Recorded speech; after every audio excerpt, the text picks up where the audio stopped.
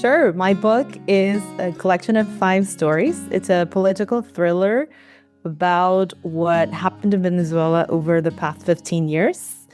It is fast paced, full of action.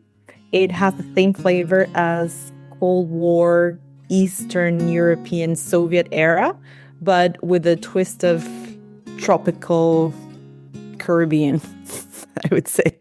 Everybody, welcome back to Living the Next Chapter. I have an author on the podcast, and I'm excited to have her here. She's joining me outside of Canada, which is fun for me. I always love traveling around the world for my podcast with a microphone and headphones. But Amanda's here on the podcast, and I'm excited. She has a great book out there for you.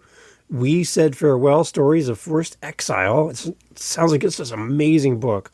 I would love to get into the conversation about this book and her journey. Amanda, welcome to Living the Next Chapter. Glad to have you here. Hi, David. Thank you very much for having me. It's a pleasure to be here. Excellent. Let everybody know, Amanda, where you are in this big world of ours. I'm currently living between Paris and Madrid. Wow. Okay. Okay. You live between. So, like, how much time do you spend in one? Like, what's the balance? How do you do this? Well, actually, it's more like I've been living in Paris for a very long time and I am planning to move, but it's not settled yet. So, going back and forth. Nice. Awesome. On top of writing, what is it that you do in life? Kind of give us a little background to kind of your story. Right. So, by training, I'm an economist and worked in several fields, mostly related to traditional finance. So I've done development finance, trading finance. I was recently at a tech startup, and I think I'll probably go back to trading in the future. Okay. Nice. Okay. What about the author side of your story? When did the idea of becoming a published author, when was that something that kind of came to you and said, this is something you should do?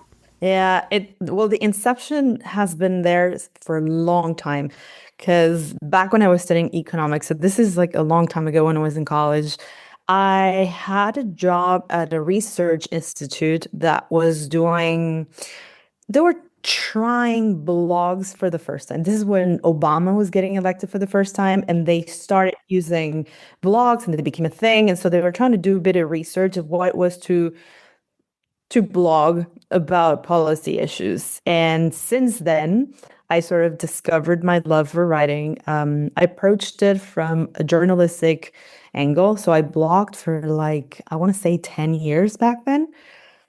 And then eventually I got recruited to be the research assistant of a long form book, nonfiction. Back then it was presidential candidate before he got into jail because he was jailed in the same way that some of the characters in the book are jailed. So it was mostly like the part I worked on was a review of the 20th century of Venezuelan history, which is very related to oil and oil markets.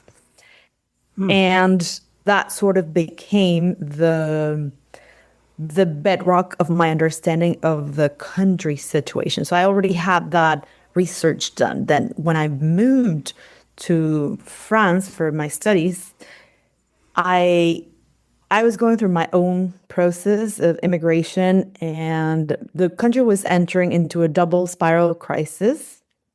One was an external default crisis, which was a major trigger. And then after that, there was a humanitarian/immigration crisis, quite large. About a quarter of the country left in the span of 10 years, more or less. That's around 8 million people. Yeah, but it's really significant because it's mostly an age bracket. So it was like all the people who were roughly between 25 and 35, 40, that age bracket sort of left at the same time. And I was part of that immigration wave. And because I was studying international relations, a lot of people were asking questions.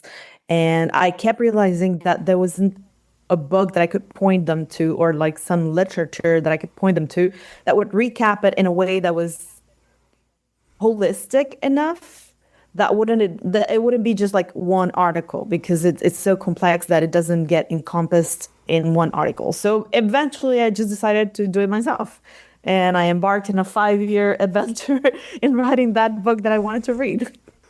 Interesting. I love when people find a gap and they see there's nothing for me, and I'm like, I'm just going to go do it. Maybe I'm the person to do that. Yeah. You're right. That's scary to take on a big task like that. There might be a reason why someone's never done it. It might be really hard, I or maybe somebody's tried and failed. I don't know. That's interesting. I think it was just a timing thing. Yeah. In the past couple of years, there have been several books coming out in the same genre from the same kind of people. So it's very difficult to write a long form book, especially if you're not an established writer. And in my case, if you're doing it on the side, like I had, like I told you at the beginning, I had full-time jobs. So this was the labor of love and a side gig. So writing something in depth that involves deep desk research and primary source research, it takes such a long time that it just got, yeah, caught up in time. What's the difference between a research paper and a book? Oh, they're totally different Come things. on, explain, No, explain. but I think it depends on what kind of book you're writing. Yeah.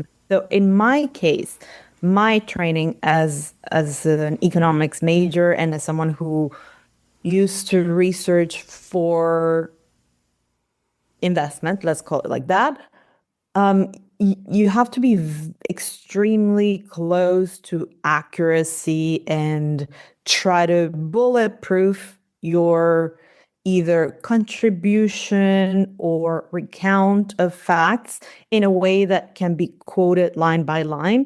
And it has to be sealed from any possible judgment.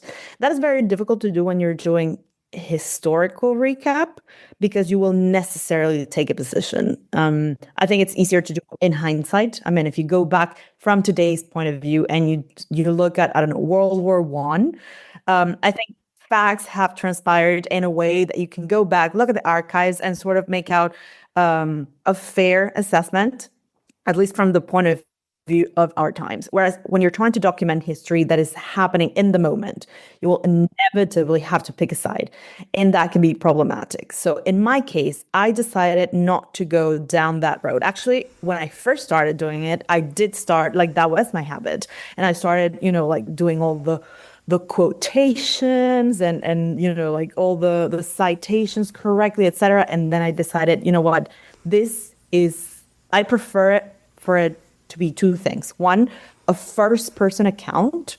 So the book is written in first person from 5 points of view.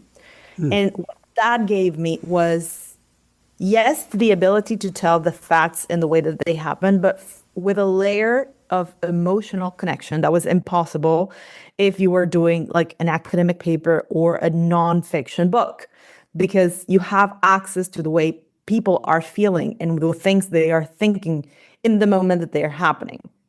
That was one thing. And then the other thing was that I didn't want to make an explicit judgment as an author. I wanted the voices to speak and the reader to sort of draw their own conclusions, rather than taking on the responsibility of drawing conclusions and explicitly outlining them. Because I've had a few friends who've read them and who've read the book and have asked me, like, why didn't you write something shorter? Because the book is 300 pages. And if you know let's say, the lingo for economics, you can actually write out maybe the whole thing in 10 pages. But the thing is, most people are not going to be interested in that. I wanted the emotional connection through storytelling, and that's what I chose to do. So if you were to stumble across a podcast about writing before you started this project, would there have been anything in a conversation that would have helped you to hear another author talk about. I'm thinking of the author that's listening to us. Yeah, Is there anything that you could offer to that author as kind of some guidance, some encouragement of on course. writing a book like your book? I think I would tell that author to think of what their objective is, because that is going to facilitate the the vehicle. Like, if you want to write for the sake of writing, then do it in the genre that you're most comfortable with. But if, like in my case, or in the author that is listening case, what you want to do is paint a portrait of something that is happening and that is problematic for a number of reasons.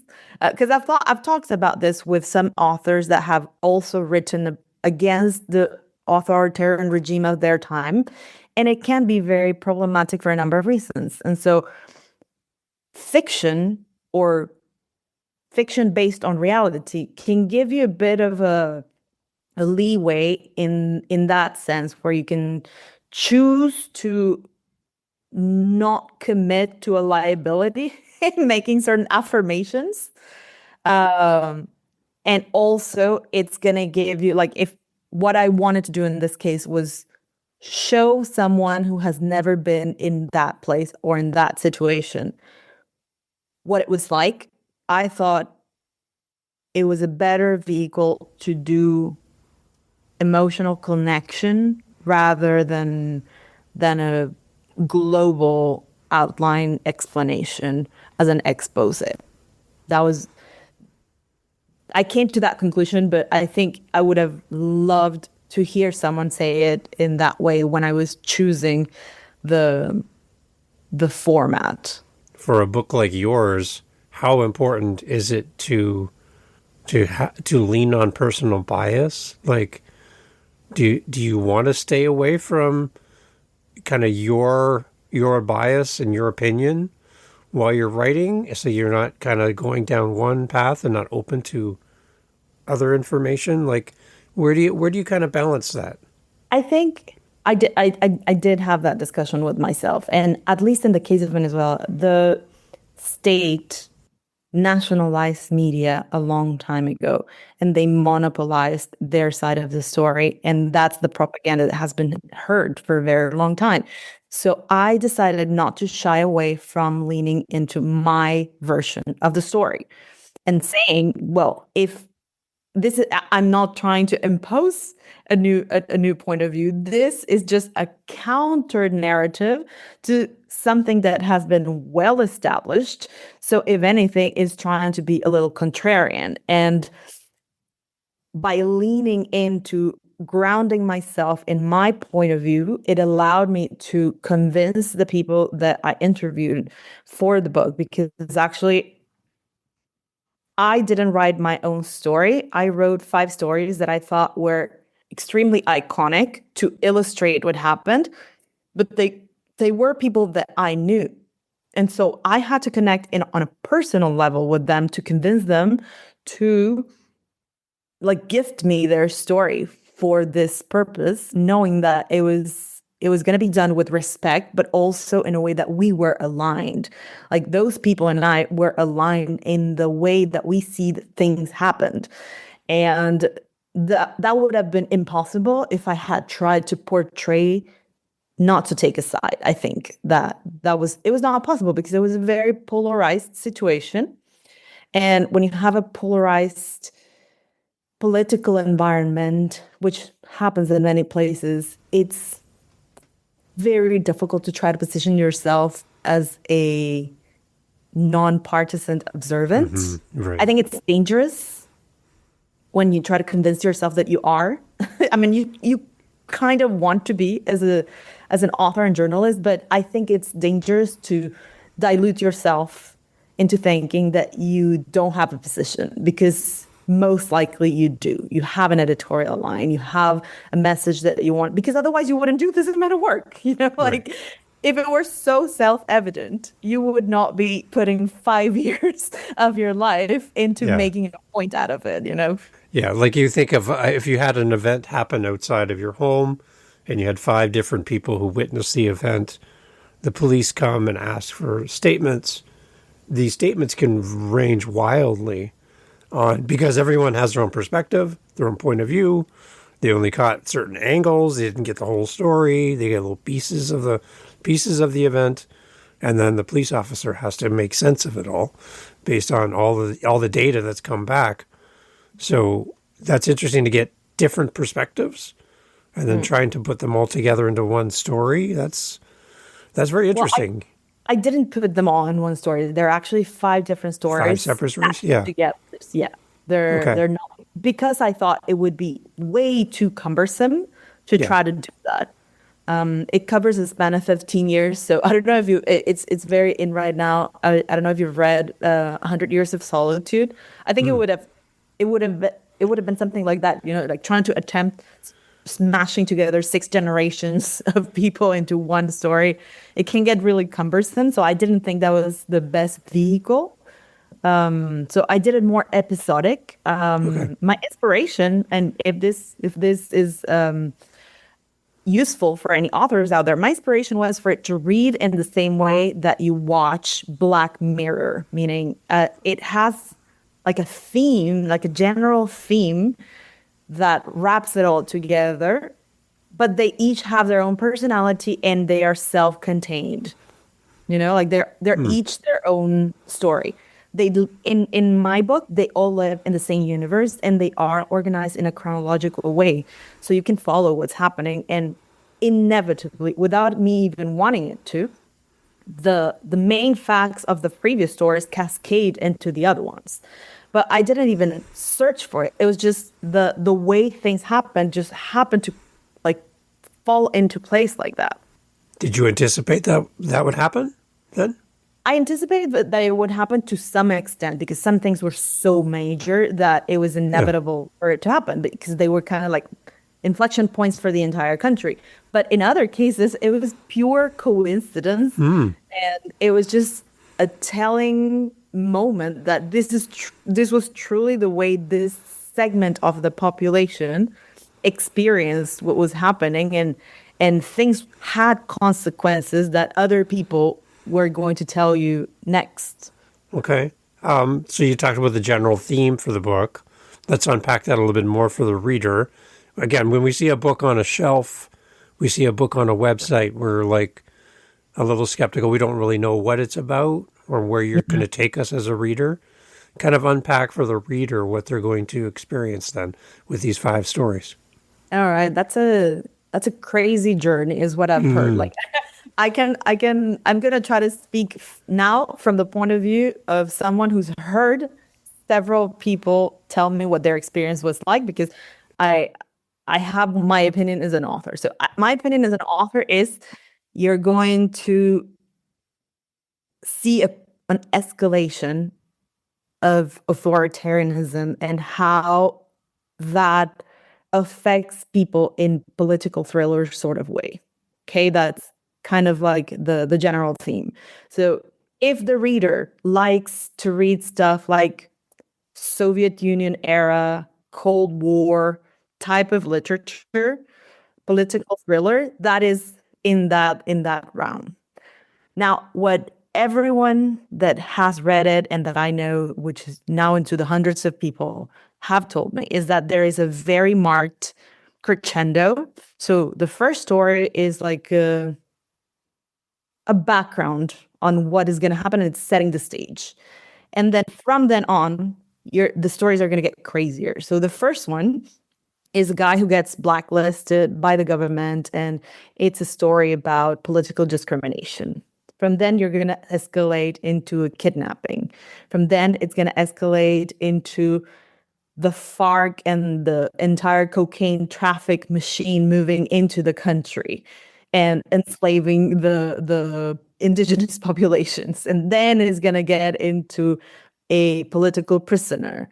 And then there's a release at the end with a comedic type of story with a humorous monologue by a more normal person, more like everyday citizen who is just fed up with this insane environment that they're dealing with. How does it feel to get the story out? Like, it's one thing to have the idea, to do the work, But then to know that it's out there in the world now, how does that feel for you as an author? It feels great, honestly, especially because talking about Venezuela is such a complicated topic that now when I want to deflect that conversation, I can just point them to that Yeah, book. Like, if you want yeah. to know more about it, there's my Just go book. go read the book. Yeah, Yeah, but generally it feels great, even if, not as many people have read it as I wish people had. I feel very proud and relieved to have contributed to creating something that is documenting a piece of history that I have lived through. At one point, when I was trying to convince myself, because I knew that it was going to be a lot of work, I told myself, well, I am in a unique position of having researched all of this just by means of being myself, just like I was there, I saw it, I was working in this and that project that gave me this knowledge that not a lot of people have. And then also I have this skill that is communicating in written form. And I'm a fan of documenting things in the time period that they exist. So it feels a bit like an honor to having been able to do it. I don't recommend to anyone living through historic processes, but if you do and you have a taste for writing, this yeah. is a way to alchemize it. For the readers, is there anything that a reader needs to know before they read this book? Like you should know these facts, which are going to help support you as a reader. Is there anything I need to know? Well, if they're sensitive readers, the book has all sorts of violence. That's Yeah, that's definitely a warning. I have a trigger warning at the beginning, I think in the intro. It has all types of violence. It is yeah, verbal violence, sexual violence, psychological violence, physical violence. So it is a very violent book in the environment. The yeah, stories are not gory. Their yeah. stories are not about the disgusting or violent parts. It's just the environment can be shocking, and especially people who've read it who are not familiar with the context or have never been exposed to this kind of environment get very surprised. But other than that, I think that's the only thing. The rest, the story tells itself. And then just the events that are happening that the book is talking about and pointing to. Any historical things that we need to know? No, they're all self-evident, and Okay. you can check them. You can fact check them online. All of it is fact checkable, especially for someone who follows the news and is seeing this crazy immigration raids happening in the U.S. with ICE. There's a Yeah. lot of context in those books onto why that is happening and why that number of people has fled a bit everywhere. Interesting. So there's ties to what's happening currently in the news then. Yeah, absolutely. All right. All right. So you have the book. It's in the world. My podcast is called Living the Next Chapter, so I have to ask, where do you go from here as an author now? Are you working on new projects? Are you like kind of where do you go from here now that you have this book out in the world? Well, I am working on another book and it's really like 80% there. So Good. it will be out hopefully soonish. I think because I'm unemployed right now, I think it can be done by summer. It has nothing to do with this. Like it is completely decoupled.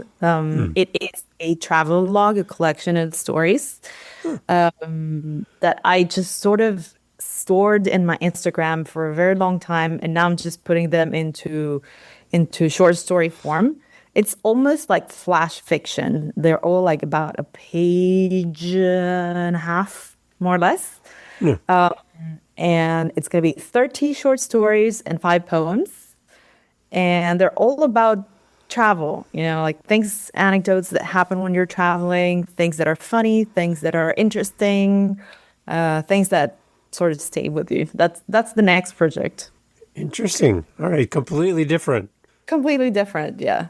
Yeah. Yeah. Yeah. I It's funny. think I think Yeah. best work comes in any type of for any artist when you do what you want to be doing, like when you don't stick to one genre for the sake of selling more or for the sake of getting, unless that is your thing, like if you want to be known to become the expert of this and that theme or this and that country or whatever, great. But if you're a very creative person, usually, I mean, there will be a thread that you can see once you have several works out.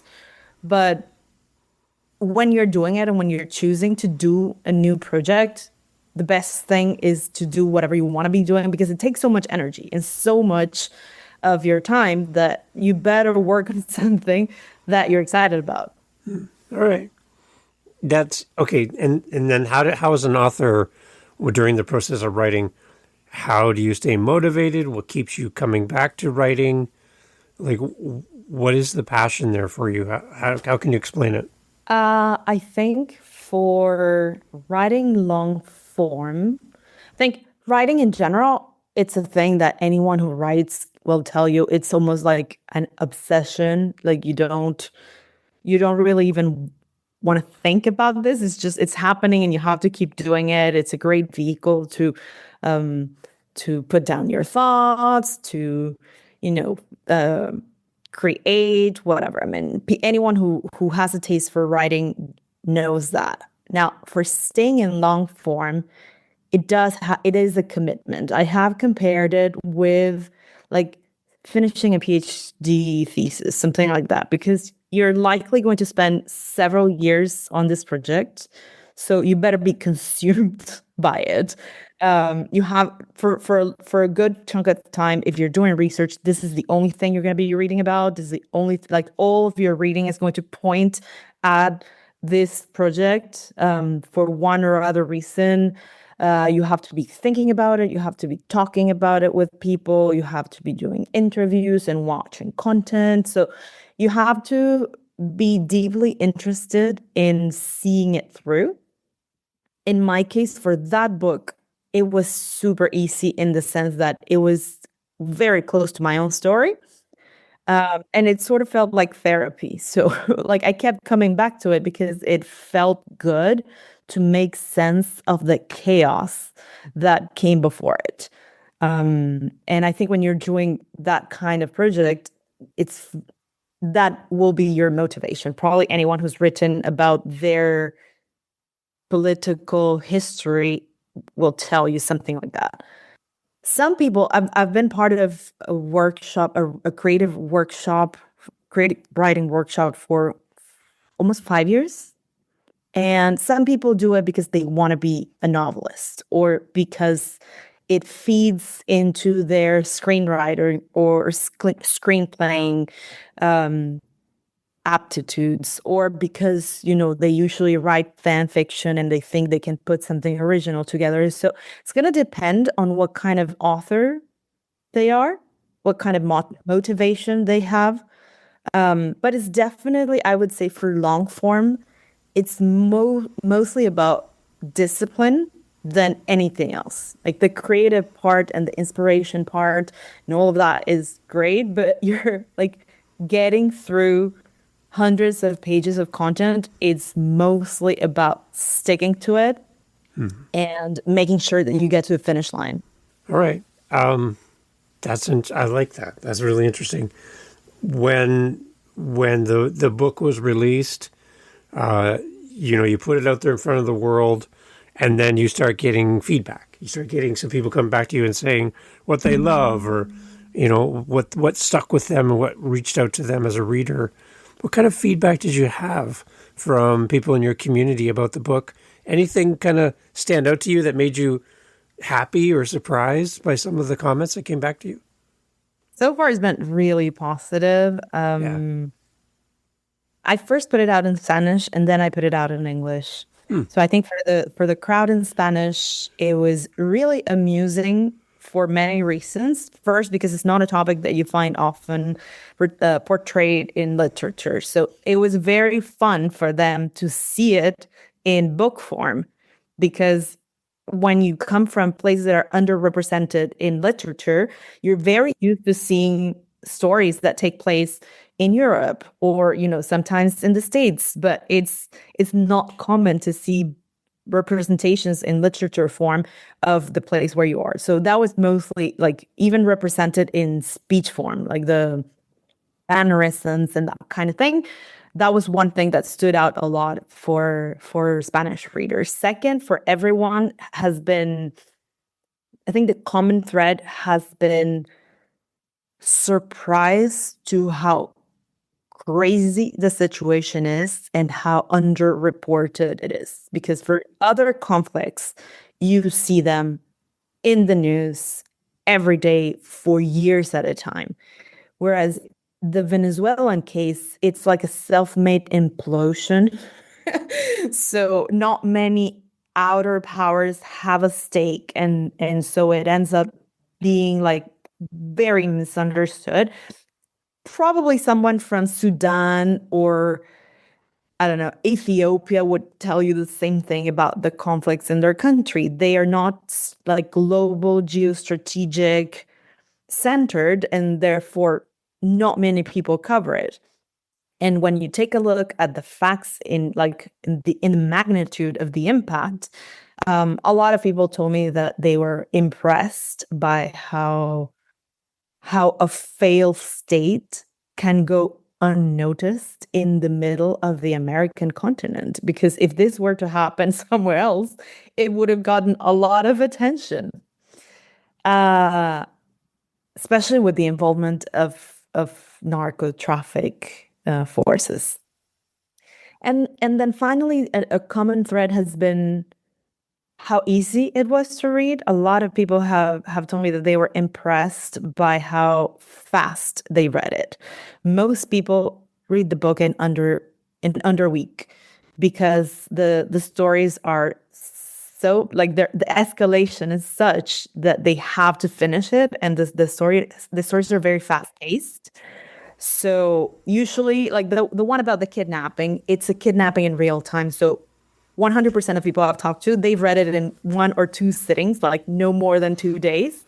Wow. Because how can you not know Yeah. what's going to happen with the guy that's kidnapped? Yeah. Like, that Nice. kind of, It's kind yeah, of nice to have different pacing for your book too. Then to have something fast action, and then maybe something a little slower of a yeah, story that kind of develops.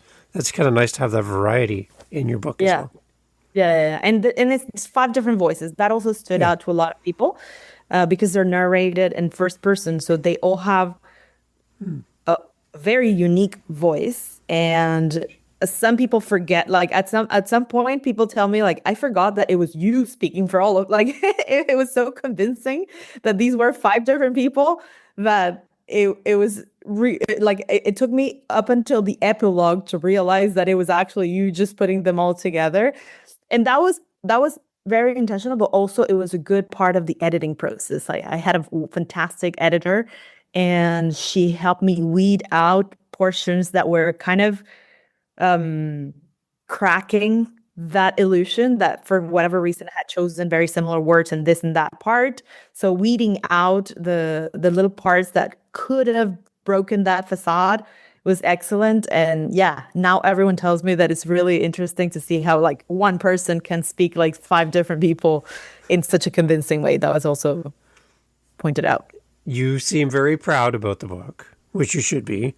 What do you think stands out to you as probably the proudest moment in the writing of the book, publishing the book, for you as the author? What stands out for you? Like, what makes you happy about this book? I am proud of it. Thank you for pointing that out. I am proud of it mostly about finishing it. Yeah, Honestly, it's so easy to just give up mid project on anything. So when you're doing something hard, I think the maybe that's like I used to run marathons, and that's like a very cliche thing, but it's very easy to just give up in the middle of it. Or when you hit the 30th, like the 30 yeah, kilometer wall, yeah. you definitely feel it in something like a long form project. And I think I'm most proud of having finished it in a satisfying way, and that it was so well received. I think that those two things make me very proud. I think as for the writing part, I would say that being able to handle the long form for first time is the thing that stands out the most. Like before I set out to write this, like I went from blogging, which tends to be like what's now Substack, I don't know, like two Yeah. pagers, maybe two Yeah. scrolls, Yeah. into well, I had several gigs, but they were all very short form. And then when I was doing the research assistant slash ghostwriting, I was not putting together the whole thing either. So this was the first time that I faced the task of I'm going to do this. I don't know how long it's going to be, but it's definitely going to be long, and now I know I can handle it. You know, like that's definitely a growth process as an author.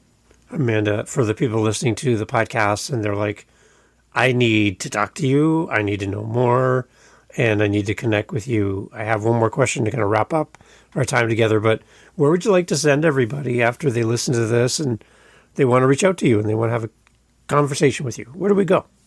Yeah, thank you. So I have mainly my author Instagram.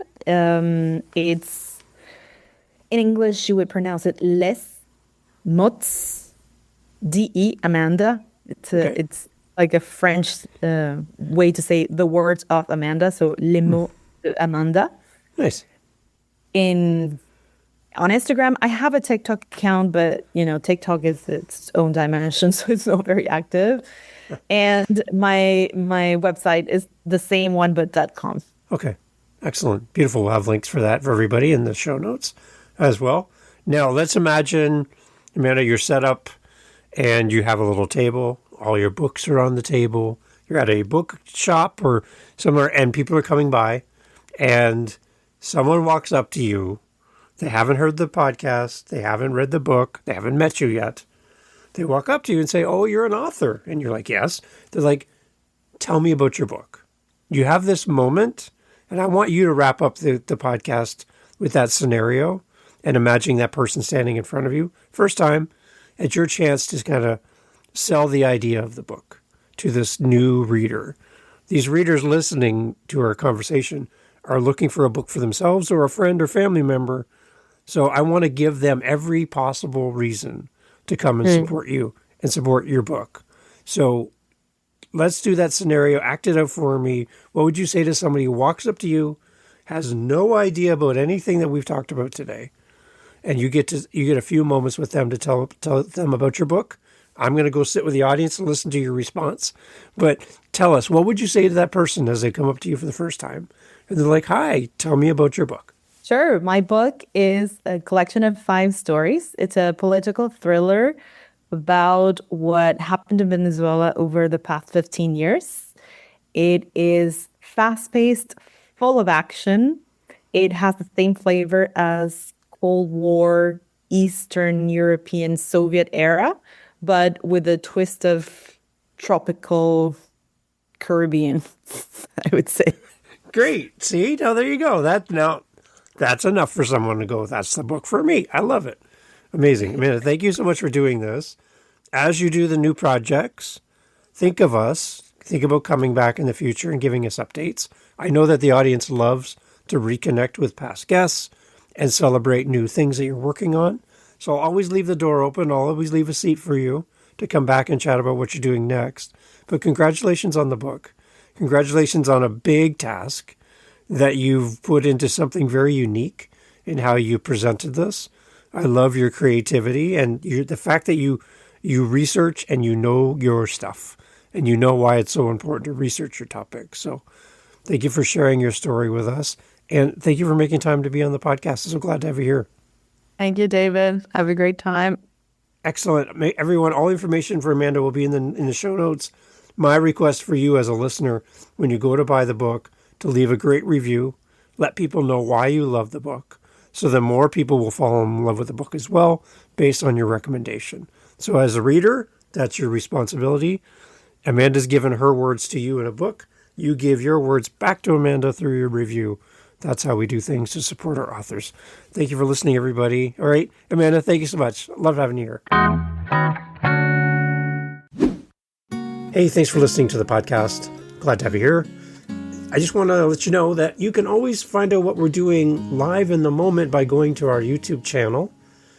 head over to livingthenextchapter.com. There'll be a link right there. Head over to our YouTube channel. Make sure you like, subscribe, do all the things that all the YouTubers love to say. And in our YouTube channel, a couple things. You're going to get advanced listens. You're going to get the episodes that we're working on in real time. So we record and post daily on our YouTube channel. I'd love for you to give us a follow over there. As well, we're making playlists. We have over 500 episodes. So finding the right episode for you, we're trying to group things into playlists. So if you like children's books, if you like business, you like historical fiction, we're grouping our authors together to make it a little easier for you to find your favorite next author. So head over to livingthenextchapter.com. And again, I'd love to hear from you. Hearing from the listeners of the show is great. And I just want to say thank you for being a part of the podcast family. And I look forward to having you back for the next episode. Thank you for being here. I really appreciate your time and your listen. Take care.